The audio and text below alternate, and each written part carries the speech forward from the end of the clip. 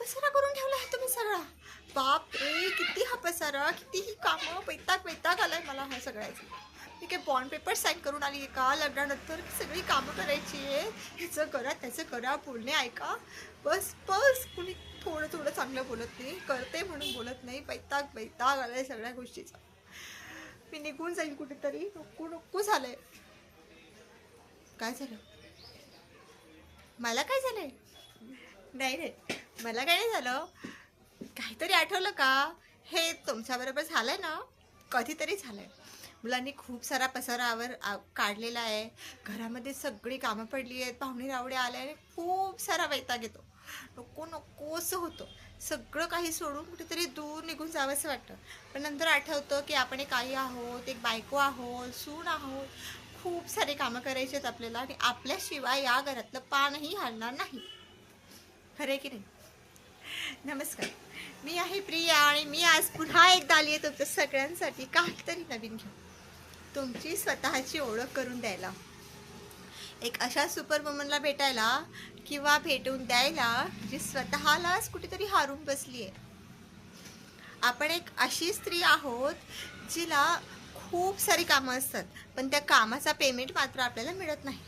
आपलं इतकं सारं वर्कलोड असतं की एखादा माणूस जर आपलं काम बघेल तर बाई त्याची कॅश संपून जाईल, इतका पेमेंट त्याला आपल्याला द्यावं लागेल. पण आपल्याला कुणी काही देत नाही हा, फक्त बोलतात. घरामध्ये वायफाय बंद झाला की सगळेजण पॅनिक होतात. पण एक दिवस जर घरातल्या हाऊसवाईफने सुट्टी घेतली तर सगळे सर्व्हर डाऊन होऊन जाते. कधी विचार केलाय का आपली आई जर सुट्टीला गेली तर घरात काय होऊन बसतं, घरातला काय पसारा होतो? पण तरीही आपली कोणी किंमत करत नाही.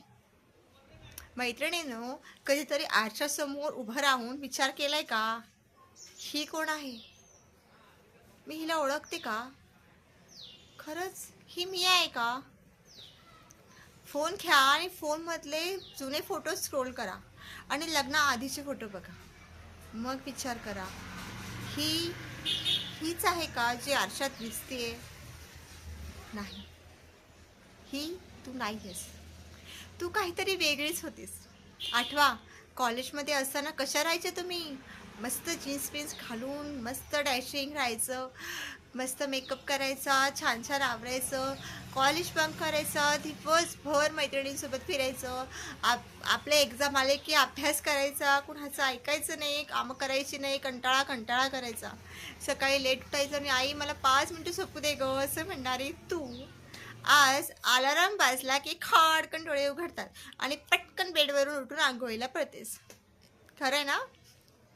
सगळ्यांचा नाश्ता बनवताना एखादी स्वतःची आवडीची डिश संपली तरी जाऊ दे, सगळ्यांचं मन भरलं ना, इट्स ओके, मी काहीतरी दुसरं खाते अशी म्हणणारी तू, पण हीच डिश खाण्याआधी लग्नानंतर तांडव केलेला असतो. लग्नाआधीचे ते दिवस विसरलीस, स्वतःला विसरलीस. गुगलवर सर्च करून बघ, मी सापडते का? ते गुगलसुद्धा म्हणेल बाई तू स्वतःला ऑलरेडी लॉग आऊट केलेलं आहेस. लग्नानंतर महापोलांताला स्वतःला कुठेतरी मागे सोडून आलेली आहेस. खरंच तू स्वतःसोबत योग्य केलंयस का? सगळ्यांना न्याय मिळवून देता देता, सगळ्यांचं करता करता स्वतःला न्याय दिला आहेस का? हा विचार कधी केलायस का ग तू? नाही ना केला, कारण आपल्याला बाई हा विचार करायलाच वेळ नाही. सकाळी उठायचं, सगळ्यांचं करायचं, सगळे गेले की भाजीपाला आणायचा, तो निवडायचा, दुपारी थोडा वेळ आराम करायचा किंवा मग बाकीची घरातली कामं करायची, इकडे थोडं गप्पा मारायच्या. पण स्वतःशी कधी गप्पा मारलेस का ग तू? स्वतःला कधी विचारलेस का तू की बाई तुला काही आहे का मत तुझं? घरातले सगळे निर्णय घेताना तुम्हाला विचारतात का की हे असं असं करायचं, तुझं काय मत आहे? नाही ना? का ग असं का? कारण तू स्वतःची व्हॅल्यू स्वतःच कमी करून घेतलीस. होऊ दे की थोडं स्वतःच्या मनाचं होऊ दे. सगळ्यांना सांग की माझं हे मत आहे and you have to accept it. मी पण या घरातली मेंबर आहे की मलाही थोडं मत माझं घ्या. स्वतःचा स्वाभिमान कुठे हरवून देतेस? स्वतःला कुठे हरवत चाललीस? कधी विचार केलाय आपली एखादी मैत्रीण जवळची भेटली, ती आपल्याला जर विचारलं की हे तू कशी राहतीयेस, साडी वगैरे घालतीयेस, आधी अशी होतीस का? लग्नाआधीची ती आणि आत्ताची ती याच्यात किती फरक असतो? कधी विचार केलायस? तुझ्या बरोबरीच्या मैत्रिणी ज्यांची लग्न झालेली नसतील त्या खूप छान आणि त्यांचं आयुष्य जगतायत. कधी कधी त्यांच्यासोबत गप्पा मारताना त्यांचा सेवा कधी वाटून घेतलायस का तू? हो ना?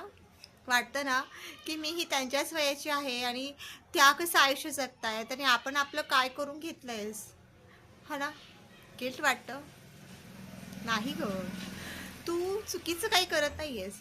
तू तुझ्या आयुष्य वेगळ्या पद्धतीने जगतीयस, ते त्यांचं आयुष्य वेगळ्या पद्धतीने जगतायत. तू आई आहेस, तू बहीण आहेस, तू सून आहेस, तू बायको आहेस, तू तुझे सगळे कर्तव्य पार पाडतीयस. तू एक मल्टी टास्कर आहेस. तू खूप काही करतीयस एकाच वेळेस. मग त्यात एक गोष्ट ॲड कर की, स्वतःला ॲड कर की. काय बिघडतं त्याला? स्वतःला ॲड कर, म्हणजे स्वतःकडे थोडंसं लक्ष दे. सगळ्यांचं करायचं आहे आपल्याला. तुला एवढी प्रॅक्टिस तर झाली आहे की सगळी कामं तू पटापट करू शकतेस. मग त्या कामात असून थोडासा फास्टनेस आण आणि त्यातला 1-2 तास स्वतःसाठी काढ.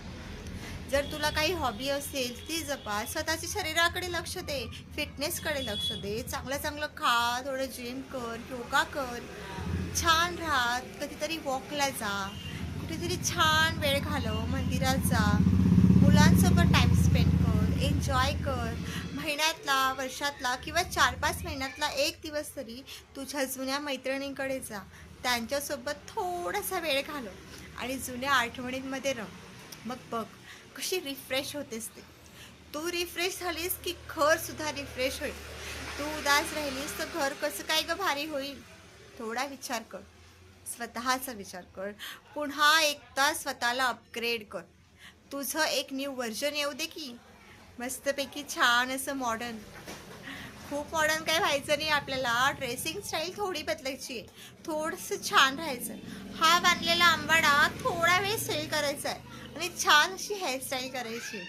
सुंदर असा मेकअप करायचा आहे, ज्याने तू थोडीशी अट्रॅक्टिव्ह दिसशील. खूप आपल्याला काही करायचं नाही आहे, पण थोडंसं स्वतःवर प्रेम करायचं आहे. करू शकतेस तू आणि करायला हवं तू. कारण सगळ्यांवर प्रेम करता करता स्वतःवर प्रेम करणं कुठेतरी गमावून बसलेलो असतो आपण.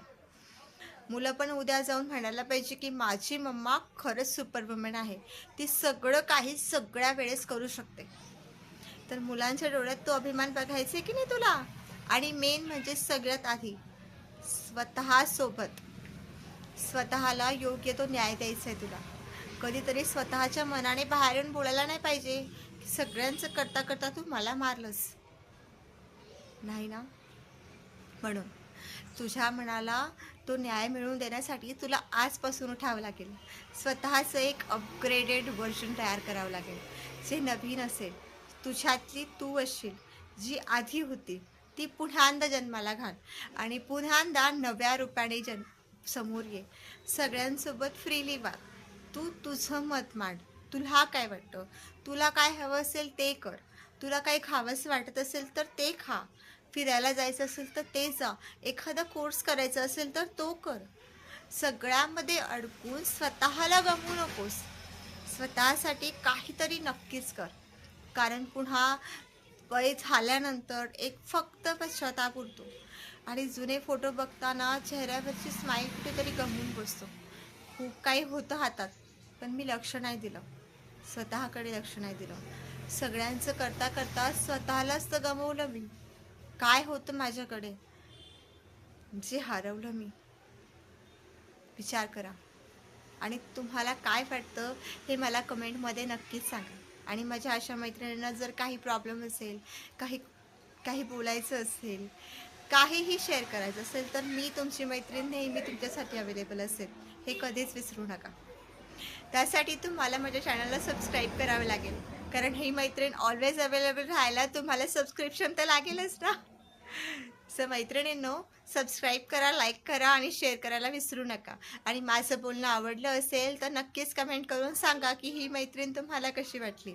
आणि काही चुकलं असेल तर ते सुद्धा मेन्शन करा. Thank you so much. आणि पुन्हा एकदा येईल तुमच्यासाठी तुमच्यातलं काहीतरी वेगळं घेऊ. Till then, bye.